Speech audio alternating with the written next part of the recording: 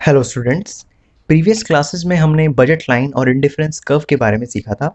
आज उन्हीं दोनों का कॉम्बिनेशन से बना हुआ concept consumer equilibrium bye indifference curve analysis हम सीखेंगे कि इंडिफरेंस कर्व एनालिसिस में कंज्यूमर कब इक्विलिब्रियम कंडीशन में पहुंचता है।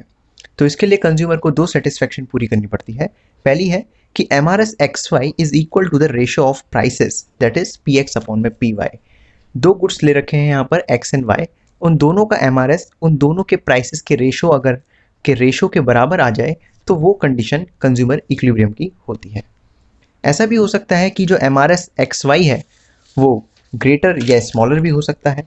तो हमने देखा कंडीशन जो हमें फुलफिल करनी है वो करनी है M R S X Y is equal to P X upon में पी वाई। लेकिन मार्केट में क्या क्या हो सकता है? M R S X Y is greater than P X upon में पी वाई। अगर ये सिचुएशन होती है तो वापस कैसे कंज्यूमर इक्विलिब्रियम में पहुंचेगा? और फिर अगर इसके अपोजिट होती है कि M R S X Y is lesser than equal to P X upon में पी वाई लेस होता है तो आइए इन दोनों कंडीशन को हम देखते हैं। तो first one is if M R S X Y is greater than P X upon में पी वाई। तो ये सिचुएशन क्या शो करती है? It means to obtain one more unit of x, the consumer is willing to sacrifice more of y as compared to what is required in the market। अगर ऐसी situation है तो इस सिचुएशन में क्या हो रहा है कि कंज्यूमर को अगर एक एक्स्ट्रा यूनिट लेनी पड़ रही है, x की कंजम्पशन करनी पड़ रही है x की, तो उसके लिए कंज्यूमर को y की ज़्यादा यूनिट सेक्रीफाइस करनी पड़ी है जिस as compared to what is required in the market. Market में जितना रिक्वायरमेंट है उससे ज़्यादा कंज्यूमर को सेक्रीफाइस करना पड़ रहा है y का, x की एक एडिशनल यूनिट लेने के लिए। ये कंडीशन ये शो कर रही है।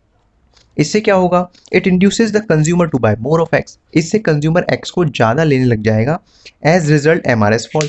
और अगर किसी चीज़ को हम ज़्यादा लेंगे तो उसका एम आर एस फॉल कर जाएगा एंड कंटिन्यू टू फॉल। और तब तक फॉल करेगा जब तक इन दोनों का रेशो जो है वो आपस में इक्वल ना हो जाए। एक बार मैं फिर से आपको क्लियर कर देता हूँ कि M R S X Y is greater than P X by P Y show करता है कि किसी एक्स की एक एक्स्ट्रा कमोडिटी को लेने के लिए हमें y का ज़्यादा सेक्रीफाइस करना पड़ रहा है as compared to what is required in the market. जिससे क्या होगा? कंज्यूमर x को ज़्यादा बोरो करेगा और उससे उसका एम आर एस फॉल करेगा और तब तक फॉल करेगा जब तक ये इक्वल ना हो जाए।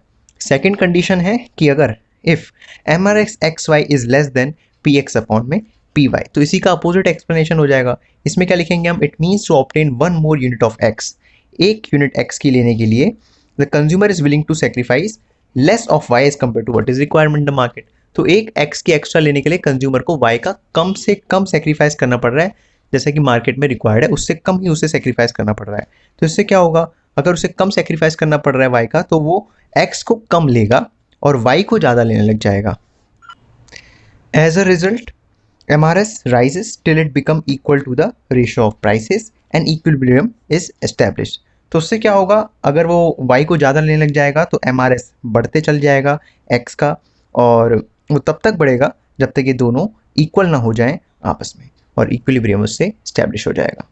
आई होप सो आपको ये क्लियर हो गए होंगे दोनों पॉइंट्स। सेकेंड कंडीशन जो है वो ये है कि MRS कंटिन्यूसली फॉल्स। MRS को कंटिन्यूसली फॉल होना पड़ेगा। MRS must be diminishing at a point of equilibrium. Equilibrium को अटेन करने के लिए MRS को फॉल होना पड़ेगा। That is the indifference curve must be convex to the origin. अगर MRS डिमिनिश नहीं होगा तो इंडिफरेंस कर्व कन्वेक्स बनेगा ही नहीं, इसलिए इंडिफरेंस कर्व को कन्वेक्स होने के लिए MRS को फॉल करवाना पड़ेगा। अच्छा, अब इसमें डायग्राम क्या बनता है? आइए देखते हैं इसमें डायग्राम कैसे बनता है। तो मैं यहाँ पर आपको दिखा रहा हूँ, यहाँ पर दो कमोडिटी ले रखी है। एक कमोडिटी एक्स है, एक कमोडिटी वाई है। यहाँ पर ये बजट लाइन है कस्टमर का ए बी, ये बजट लाइन है। यहाँ पर तीन इंडिफरेंस कर्व आपको शो हो रहे होंगे, एक IC1, एक IC2 और एक IC3। तो हम कैसे बताएंगे कि कंज्यूमर कहाँ पर इक्विलिब्रियम में है? तो हम बोलेंगे कि जो ये IC2 है, ये जिस बजट लाइन को काट के जा रही है वो पॉइंट ये है। इस पॉइंट में कस्टमर OM क्वांटिटी x की ले रहा है और ON क्वांटिटी y की ले रहा है। तो ये पॉइंट है जहाँ पर कस्टमर क्या है, कंज्यूमर क्या है, इक्विलिब्रियम में है। यहाँ पर उसको मैक्सिमम सेटिस्फेक्शन मिल पा रहा होगा क्योंकि यहाँ पर उसकी जो बजट लाइन है और जो उसका इंडिफरेंस कर्व सेकंड वाला है वो आपस में इंटरसेक्ट कर रहा है, मीट कर रहा है। तो यहाँ पर बजट लाइन टेंजेंट है इस इंडिफरेंस कर्व के। तो ये इसमें डायग्राम बनता है। आई होप सो आपको ये क्लियर हो गया है। अगर कोई भी आपको डाउट है तो प्लीज़ ज़रूर कमेंट करिए। तब तक के लिए मिलते हैं हम अगली वीडियो में, तब तक के लिए बाय।